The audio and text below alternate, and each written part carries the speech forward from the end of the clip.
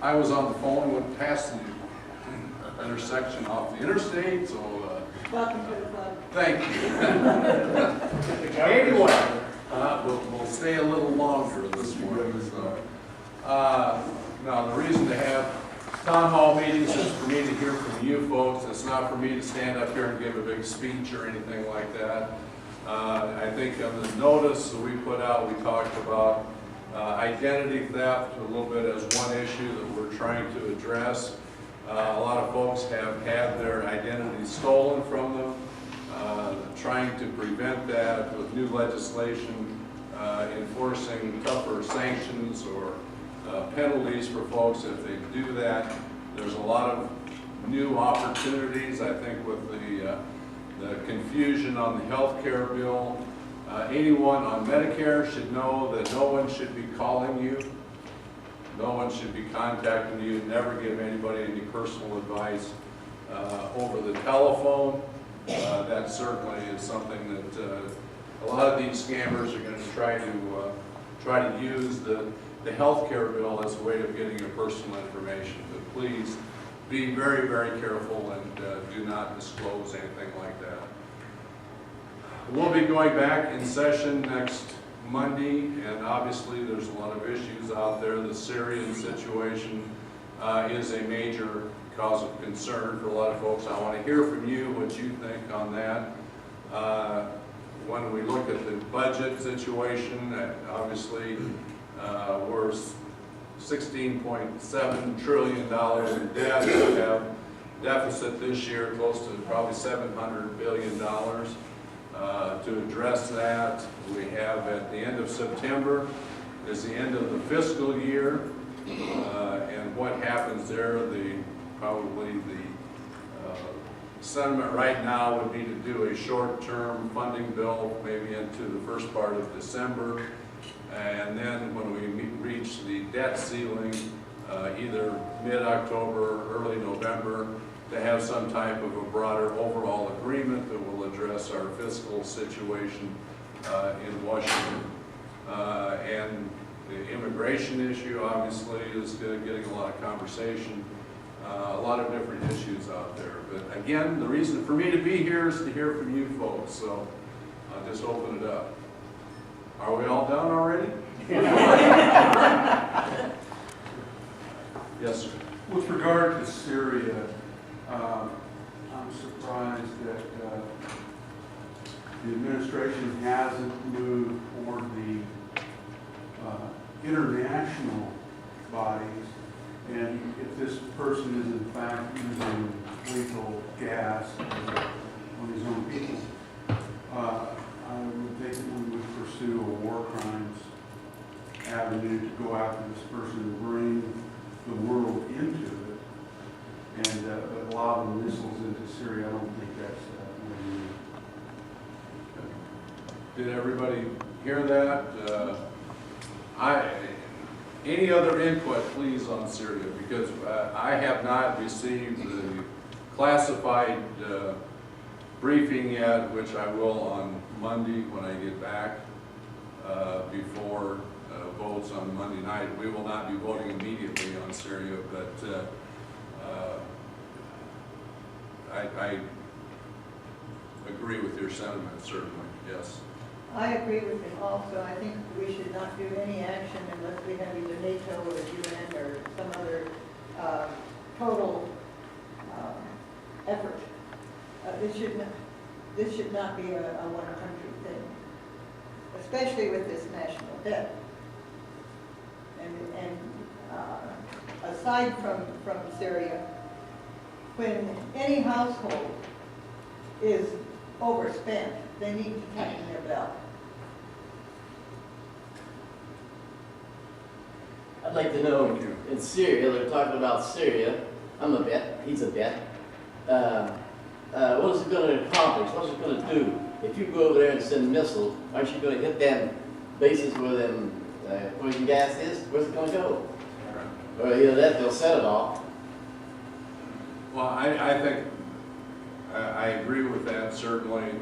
I think they're going to try and target places that would not expose the population, but you know, with this indecisiveness that we're seeing today, it's giving Assad plenty of time to move his assets to wherever they're, in populated areas. And so if we do attack, I'm not sure of the collateral damage that you're talking about. Well, yeah, but what is it going to accomplish? Is it, you're trying to make him move them somewhere away from the population? Is that it, or what is it going to accomplish? Well, we're not with us, we're not going to do it. No. That's the thing that has not been explained. What is the end result? What does this accomplish? Are we then isolating ourselves if the rest of the world is not with us? Why, Rome couldn't do it, we can't either. Why can't you impeach the guy? you have to be an impeachable offense, and they have invoked War Powers Act before that would supposedly be. I don't mean over this, I mean over the whole mess that he's, there should be something in there that can be. Over Benghazi alone, he should be out. Right. You know, when you go with the Syria thing, you got Syria's allies, Russia, China, and Iran. Yeah, Is that who Obama's really wanting to pick a fight with? And you're gonna let him do that? No, you should say no, no, no. Big no. Nothing he says should pass. He's not an honest broker in any means whatsoever. Everything he says, he does the opposite. He'll tell you he's gonna do one thing, he does the other every time. You're not dealing with somebody who's honestly dealing with you. You're dealing with somebody who's gonna, that's a good idea, and then he's gonna flip you off as soon as you walk out the room. Obama is not a good man at all, and everything should be stopped immediately. But in the words of former Secretary of State Clinton, what's everything? So they both studied under Alinsky. Oh, yeah, okay. Communists are in the White House, and we need to stop it. Period. Here, here. Period. I mean, this has gone on long enough. You guys should all be, if you don't stop this, you all should be run out.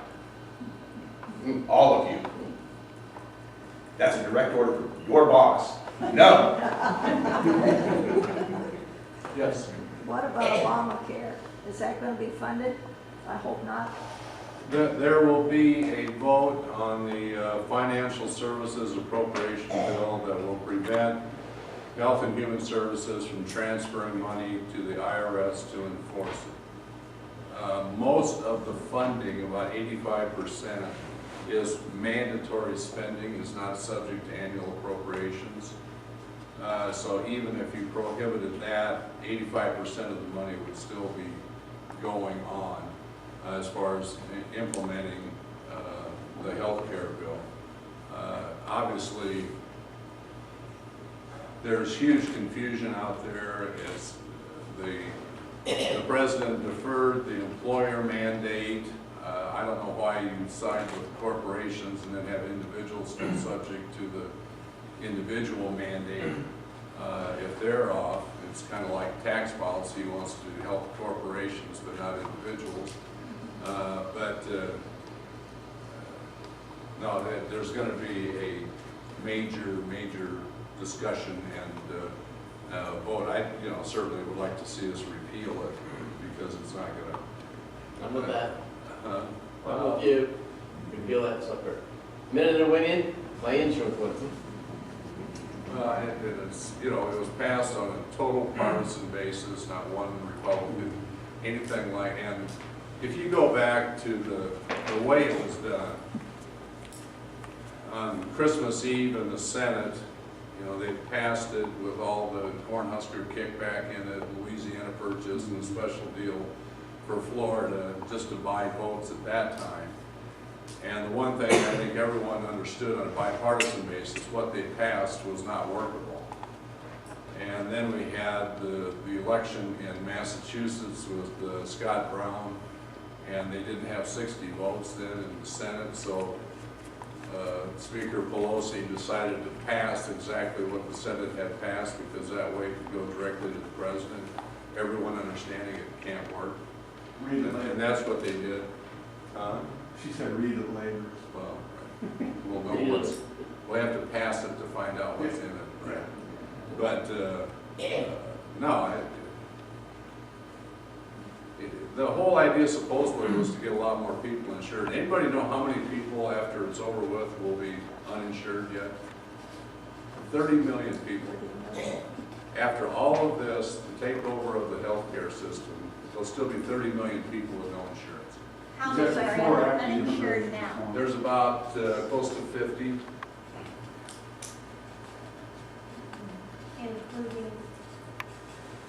Including all the people. Can you explain that a little more? Well, there's about 50 million people, and maybe a few more, that do not have health insurance today. After this is over with, there'll still be 30 million people without insurance. And no, the idea supposedly is to get more younger people buying insurance that don't currently have it. And they're going to be paying considerably higher premiums than what they would if they purchased insurance now, because they're in a pool otherwise you'll just have sick people in the guaranteed issuance. But How do they enforce that? Everybody, how are they gonna enforce everybody else's insurance? well, they've said that they're not going to have the IRS enforce it, basically. So they're going to take people's word for the income, all of these. Yes, sir. Last night on the news, noticed American Family Insurance are no longer doing health insurance. They're dropping it. And you think maybe this is going to be a trend with other insurance companies so that they can back out of the situation? No, Principal did the same thing. They got out of the health insurance business. No, I think you're going to see, if it's not their primary line of business, there's a lot of them that will be getting out of They it. claim they can't make any money there. Well, like Blue Cross Blue Shield, I think, has about 84% of the insurance in Iowa. They're not in the exchanges. There's going to be maybe 2 companies that you probably have not heard of that are going to be the carriers in the exchange, which is what people have to sign up for to purchase their insurance. How long they're going to be able to stay in it, I don't know. Because basically you're going to have a lot of people who are not insured today because of the cost that are going into the pool because of pre-existing conditions. And the premiums are going to have to reflect the cost of that. So we don't know at this point. Yes, sir. Yes, sir. Was it ever put out also though that like the government should have probably stepped in and regulated the cost of the medical companies that's actually putting out all these extreme costs over things as well? Because anytime there's any kind of price gouging, the government's always got to step in and say, hey, this is too much, you need to break it down. Why wasn't there an adjustment made to the medical cost overall, instead of allowing the medical companies to charge whatever they wish? When you say medical companies, are you talking about health insurance? Yes, health insurance, yes. They have to get approval basically of their rates, and they increase to reflect the cost of health insurance as we get, and we have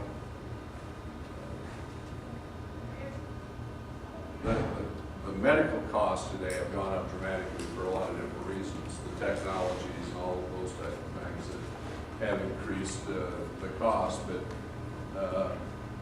the government never has price fixed as such as far as policy. The problem is, like in a state like Iowa, there's no competition. You've got one carrier with over 80% of the business, and it's not reflective of the competitive forces working, which has always been the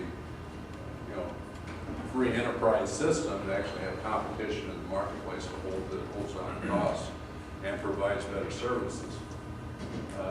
And that's really what the biggest problem is. But the government never really has price fixed as such. So we have a big influence as to the cost of what is covered. And it basically, normally, when you look at like TRICARE, when you look at Blue Cross Blue Shield, what they follow is what's guaranteed under Medicare, basically, as far as what their coverages are.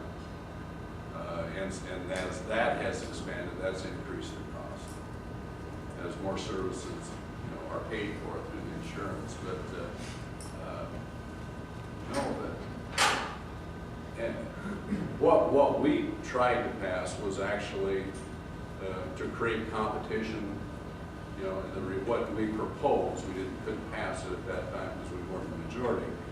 But, you know, to have competition, you know, being able to purchase policies across state lines, to you know, encourage competition so that you did have a force to hold down costs. You know, you still have your pre-existing conditions, you have catastrophic coverage,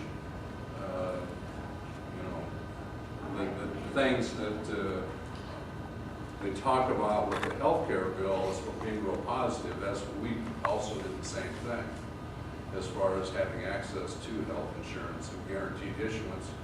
Do it in a way though that you actually had competition in the marketplace. So what you're saying is maybe insurance reform might be the way to go, as opposed to. It's all about costs. Absolutely. I mean, that's what it got down to, and this is doing nothing except raising the costs. I mean, the president said that you see your premiums reduced by $2,500. Well, they've increased about $3,000 since it's passed. It appears instead of enacting a bill or a program that would help those that can't, it is assisting those that won't.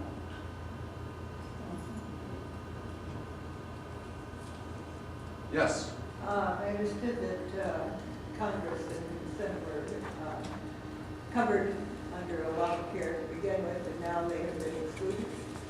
We're still, the Congress, the members of Congress, and our staff are included in the health care bill. We're in the exchanges, the same as everybody else is. What there was a Office of Personnel Management said was that they would continue the same level of subsidy for, just like if you're in the private sector and you have the company pays part of the cost of your health insurance, the government's going to continue to do that. That was the real question. What is interesting is that the committee staff that wrote the health care bill exempted themselves. So anyone in leadership staff or committee staff is not part of it. Also remember that the whole executive branch is exempt. The president, every department in the government is If it's exempt. so great, why? It's a very good Because question. it isn't great. No, they exempted, but we're included. Actually, it was Senator Grassley's amendment that included members of Congress and their personal staff. So these guys are going to be in the exchange. But the real question, it wasn't clear in the amendment whether the government would continue to fund the subsidy. They pay about 72% of the cost of the health insurance plan today, and will continue to do that afterwards. But we're in the exchange like everybody else. Has anyone taken a real hard, honest look at what this will do to small business? I mean, I think there's plenty of what it's going to do to small business. You're going to keep people from getting over 50 employees. I mean, right, several businesses I've talked to are right on that edge right now, and they're not hiring because they don't want to. If they get over 50, then they have to go into it. You're seeing an awful lot of employers cutting back hours. You know, if 30 hours is the point where if you work that many, you are a full-time employee. There's a lot of the businesses that have some part-time people are making sure they don't get above 30 hours. Well, So it's hurting a lot of people who really need the income. yeah, absolutely. And I can't believe our leadership was so naive to think that the Walmarts and these people wouldn't take advantage of that. But they're also trying to raise minimum wage.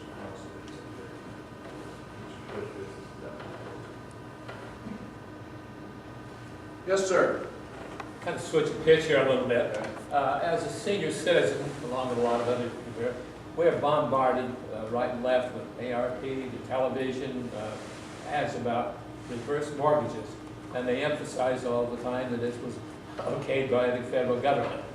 And as I understand it, this works like an annuity sort of, but instead of putting money up there, as a family, depending on your age and so forth, and there's different ways of doing that.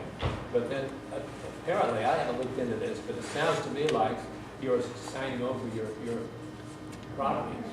Absolutely. It must be very lucrative, because this is what I don't see. If you die prematurely, then they just get the property, and then, is that where they make the money? It's a mortgage, only you're taking the equity out of your house, basically. And they're prepaying you so you can continue to live in your house. There is a huge default rate in those. They're all FHA guaranteed.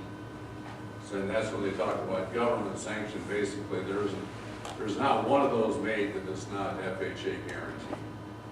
But you turn By the federal government. But you turn your property over to them, in other words. So they You have literally own it instead a of first you. mortgage against your house to the company that's paying you this money. You can either take it out, like on a monthly payment. What most people do is take a lump sum. The most you can get is about 62%, I think, of the valuation out of your house. So once it gets beyond that, then you're in default. What I think is really misleading is that, that you keep total ownership of your house.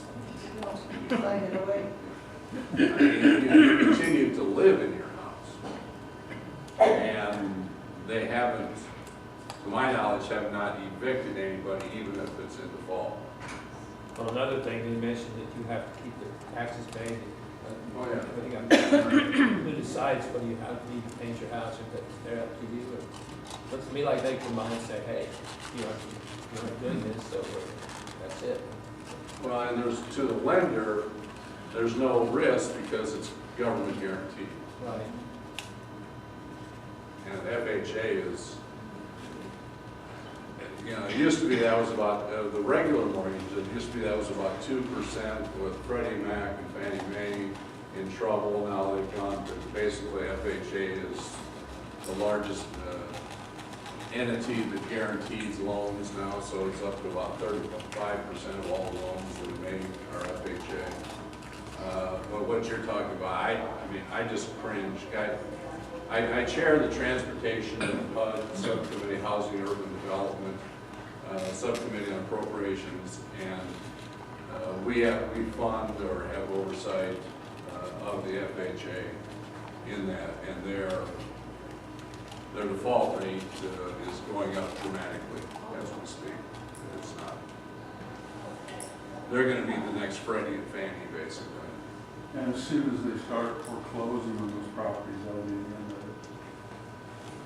Well, and they haven't yet. I don't know. But, It's business.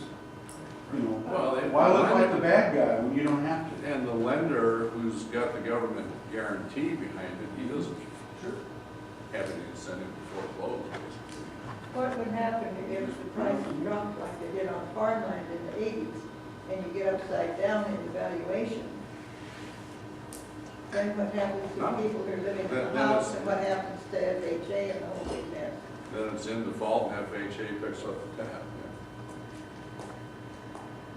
That's where there's huge liabilities out there. Yes. Another change of subject. Okay. I got to wondering about crude oil production in the world. It seems to me that most of our little wars or big wars are fought about oil. That's my personal opinion. Russia is the main producer of oil in the world. This is from the CIA website. Saudi Arabia is second. The United States is third in the whole world. I didn't know that. I was really surprised that why are we out in the rest of the world fighting these wars if they're based on oil when we've got third in the world of our own? We have We are on track right now to be energy independent in about North America energy independent because of the Canadian oil that also comes in. But there is no reason in the world why we should not be totally independent. And we would not have near the interest in places like the Middle East as we do today. And it's not just the wars are going to. I mean, we're keeping up the oil tankers, transportation lines over there. You know, we've got a tremendous presence just to keep the oil flowing out there. What I think we have to do is open up. Right now, any increase in production in the U.S. is either on state or private land. They can't, you know, the federal government ground is very, very difficult and nearly impossible to drill on today. What I think we should be doing, what we have to do, is to open that up so that we can be energy independent here, both gas and oil. And also, if we did that, there would be, over time, trillions of dollars of royalties that we would derive. In my mind, we have a huge infrastructure problem in this country. Why not take those revenues from the royalties, fund our infrastructure? The Highway Trust Fund is, by next August, is going to be totally bankrupt. You know, we have our obligation to the states is about $41 billion a year under the highway bill. Our revenues are about $27 billion. Why not take those royalties, designate them to the infrastructure, there'd be jobs here. We wouldn't be involved nearly as much in places like the Middle East. To me, it makes sense, but Well, common sense never really I was shot much. stingy, I only ran off 2 pages, but Egypt is number 28 in the world, and Syria is number 34 in the world for oil production. It's like 0.5% of the world production is in Syria. These are 2011, 2012 figures, but the United States 2011 estimate was 9 million barrels a day. And how much does that? Some of it is exported, but we actually, with the natural gas that we have found today, we have a tremendous opportunity because we're manufacturing.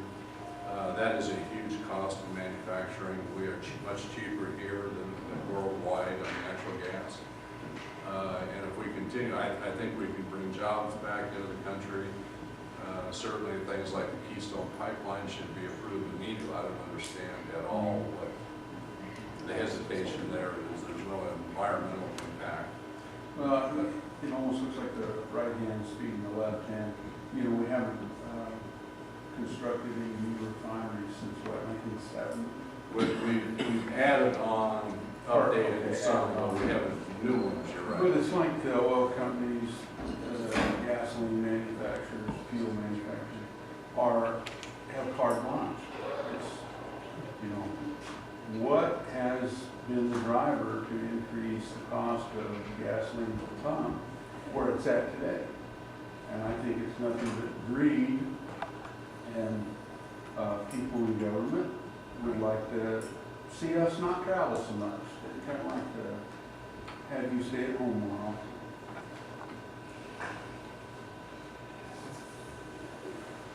I don't think. I just want to get here on time.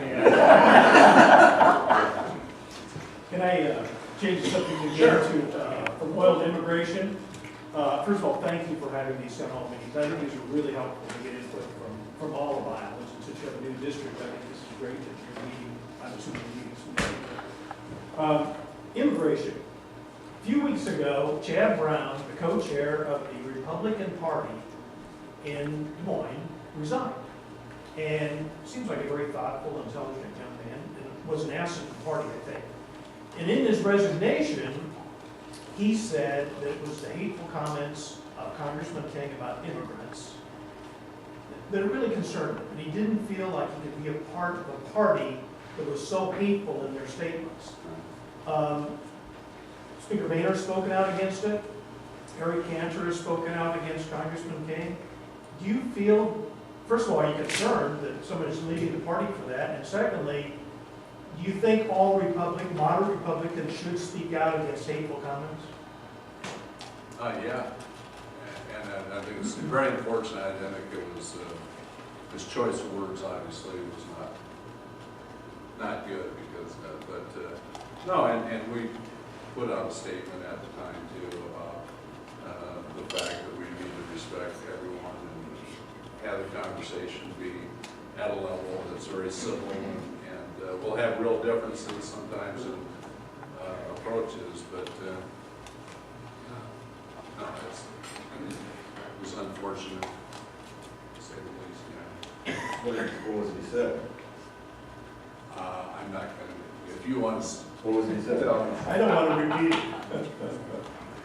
Well, you opened that can of worms up. Yeah, it's been, you can Google it, you can find it. And he's been, it was in reference to young people who didn't carry drugs into the United States across the board. right. Going back to oil for a minute. Yep. I was reading someplace recently, I can't tell you where exactly, talking about being dependent, that all the oil is being pumped up in Alaska and that area. It isn't coming down the coast here, it's going overseas because they can get more money over there than here. Because they don't Is have that enough true? refineries here. And it's all economics as far as where there's trade-offs basically going on with some of the oil that goes over, say, to Japan from there just because it's easier, less expensive. Right. And the swap basically is where the oil is. So there's some being exported. I don't know what the percentage is exactly. Quite a bit. From up there, 80%. yeah. Why are we using oil when there's so many other technologies out? There's magnetic motors that'll run perpetually with just a little spark of electricity. And it'll make it run forever. What do you use to start that electricity? We usually have a small source. Let the magnets that spin generate more force than what's being created. There's several different technologies that are away from that. No, we're going to see an explosion of kind of technologies in a lot of different fields, I think, and that's the innovation of the American people has always led the world, and I think we'll continue to see that. Vehicles are much more efficient, the demand isn't as great, the utilization is not nearly as great. Gasoline is what it was, which is a big problem for funding the highways and roads and bridges because our revenues are way down. But no, you're going to see innovations, I think, like you're talking about, come to the forefront and revolutionize. We just need to get, 15, 20 years from now to have a reliable source of energy. And I think some of the technologies that are going to come out are going to revolutionize what we're looking at today. We're not going to need near the carbon-based fuels that we currently do. But until then, Right, we need that bridge to get there, yeah. Right. drill. Yes. Can you give me your thoughts on the upcoming debt ceiling debate and kind of where that's going to go, or where you think it might go on that end of it? Will we have another sequester attached to that? Those kind of fun things to go with it? First of all, we have to get through the end of the fiscal year. And like I said, I think we'll have what they call a continuing resolution, which basically funds government at current levels, extended for probably 2 months, would be my guess at this point. Everyone hates the way sequester cuts spending. I think we understand that we've got to cut spending, but to do it with the quote, kind of meat axe approach, where you cut things that are very, very important with things that are maybe not nearly as important. There's no way to prioritize. And that's going to be, I think, the leverage on both sides. Just can't characterize everybody, but basically a lot of the defense folks in Congress hate the cuts to defense. There's a lot of folks that are more concerned with, say, social programs, things like that, that hate the sequester and the cuts that are in that. So I think there is an opportunity. What I would like to see is some kind of a huge agreement. Whether you can get there, and that's why I think the Syrian thing is so unfortunate, because it's a huge distraction away from actually accomplishing what should be a long-term goal of getting back to a balanced budget. But something that addresses, I'm going to just step back again. You look at the federal budget, about $3.7, $3.8 trillion of spending a year. 2/3 of which is either about $250 billion of interest on the debt. The rest is what we of that 2/3 is mandatory spending: Social Security, Medicare, Medicaid, Farm Bill, Highway Bill, things like that that is mandatory. You have to spend it. If someone qualifies, they're entitled to that benefit. And the 1/3 of the budget, which is discretionary, that includes defense, has actually been reduced in the last 3 years by about $100 billion. So we've actually been cutting spending, but on the discretionary side, the annually appropriated dollars. Long term, it's not sustainable to maintain those mandatory accounts like they are. They're the ones growing at, say, 8% a year. You've got 10,000 people like myself, baby boomers, who are signing up for Social Security and Medicare every day. About 70,000 of those people a week. And this is going to go on for 20 years or more. It simply is not sustainable. And the interest portion, remember that we're borrowing now at historic all-time low interest rates. If in fact we got to what is normal average interest rates, that interest cost would be about $800 billion a year. And that basically consumes every dime of income tax, personal income tax paid to the federal government, just paying the interest bill at that point. So what I want to see is a major agreement that would affect long-term the mandatory part of the budget, because that's the real problem. Discretionary has been flat or cut. That's not the problem, but